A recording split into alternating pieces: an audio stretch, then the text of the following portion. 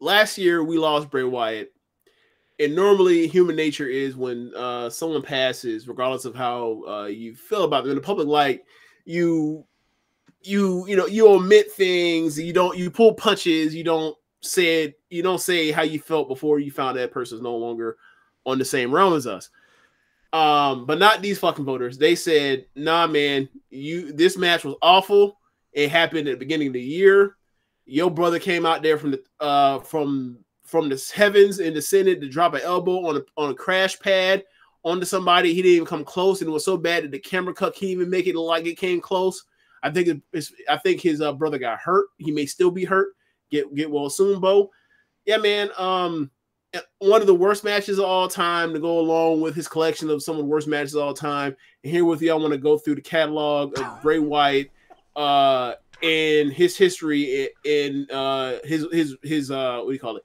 His treasured history and the Observer worst match of the year category. He first started and got his first one. His assault on the record book.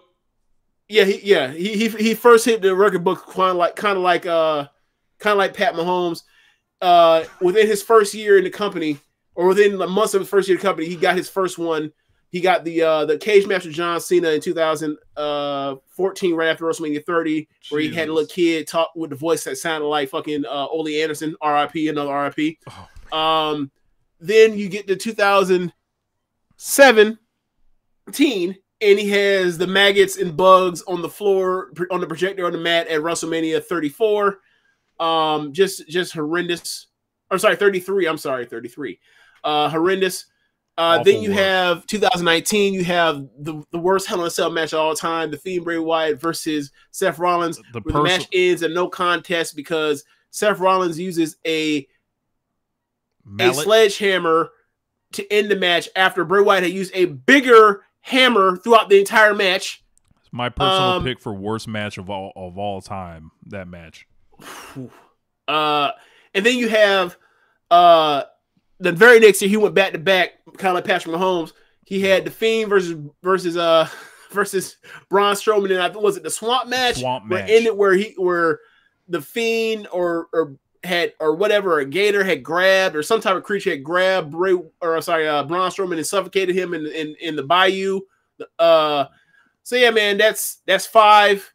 That I don't know if that's a record. You know, there's been a lot of Undertaker and Kane matches that have fucking sucked over the decades, but that is a strong run for someone that was only, you know, on the main roster from SummerSlam. First match was SummerSlam 2013 to, you know, being off TV for a while with whatever, and then finishes on the way out, going out like that. So to commemorate Bray Wyatt and his 5 worst match of the year trophies, I present to you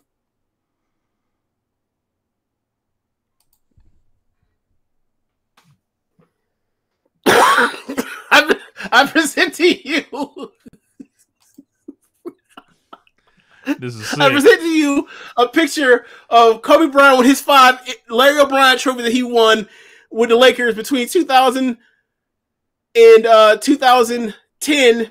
But instead of Kobe Bryant smiling, you have the Fiend mask over Bray Wyatt's face, over Kobe Bryant's face. Sorry for those that are not with us listening or watching for you to stream, but I am describing to you what is happening, and you know, I'm sure this clip will be up, and I'm sure people will be very, very mad that I just detailed his prolific run of bad matches, especially post death. But I'm not finna lie, like this dude had some of the worst matches of all time. He was very creative, he's very charismatic, but when it came for the time for the match is rarely ever matched. In fact, they're the opposite of match, they unmatched. And yeah, RIP Bray Wyatt. If this show gets, your legacy will live on forever. If this show on the WWE, I'm sorry, not WWE Network, no, exists anymore. On Peacock, on a tab. If this show ends up canceled, it was worth it for this. I don't know. I'll be canceled. I said he had bad matches. That was true when he's alive. Because he's dead, it doesn't mean it's not true anymore. I'm with you. You know, Bray Wyatt was a shining star when it came to this category over the years. and it like I couldn't think of a more fitting way to cap it off. Like even when he's not here with us no more, we gave him one. He gave us one for the road. We just say that. This reminds me of like after Sean Taylor got shot and killed in his house. Like he still got all pro like posthumously. Yeah, this is kind of the same thing where it's like they had a banger of a season, of a year, of a match, and on the way out it will be commemorated, but he's not there to accept the award. It's like the reverse Kazuchika Okada. You know, like he has 5 match of the years, and then Wyatt has 5 worst match of the years. That's crazy. I never really thought about that. Bray Wyatt, especially given the age, is this tragic? Well, obviously already tragic. It's even more tragic. Like we could have seen even worse matches over the years. Amazing. Like didn't have a chance to top his prior work. It's really a shame. He was cut off in his prime. Who knows like where it was headed? Right. They say a wrestler's prime is what, their late 30s. He was getting into it. Like he was already running up the rings early in the career. So like all he had to do was just keep adding on as he declined athletically. Right. Obviously a different era. He could be able to extend his career in ways that like his predecessors like The Undertaker and Kane. Cinematic matches. And, look, he got a couple of these off of cinematic matches, you know. Right. Innovative, new ways, new mediums to do this. New genres of entertainment. Right? So yeah, like I don't know how people do this from time to time when when you have just a great short run and it's tragically cut short. He had a real shot. There were people who were out here on the street saying he was the worst of all time.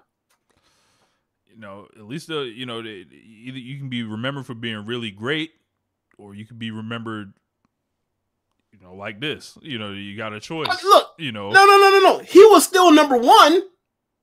Correct. It was just a different. It just was a negative list. It was literally like, All right, let's move. Let's move. Like the downward. All right, let's move.